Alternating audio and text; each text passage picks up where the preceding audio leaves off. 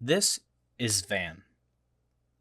He is a Chauncey Motors Cavalcade XXL and is also married to Vinny. We first see Van, or at least a car that looks like Van, when Mac drops McQueen on the interstate.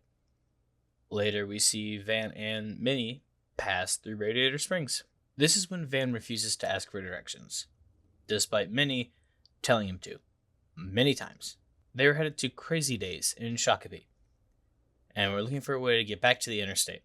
But everyone in Radiator Springs seemed to freak them out or overwhelm them, with McQueen really scaring them as they both lock their doors and speed off.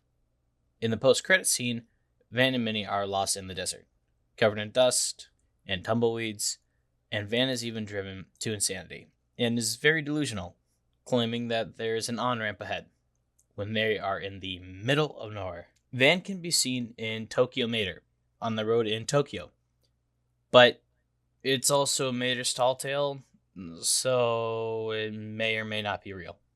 Despite Van and Minnie being freaked out by Radiator Springs the first time, they did visit Radiator Springs a lot. On multiple occasions, they returned. At the end of Cars 2, Van and Minnie can be seen when Mater is telling the story about him being a spy. Minnie loves the story, and Van doesn't believe it, until Holly flies down from the sky. And then Van really likes the story. Later, they can both be seen again at the Radiator Springs Grand Prix.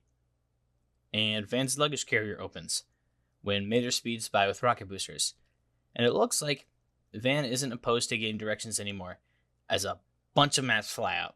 Van can also be seen in Spinning, when Guido is performing tricks with the sign. And that is Van. The Van. What an original name.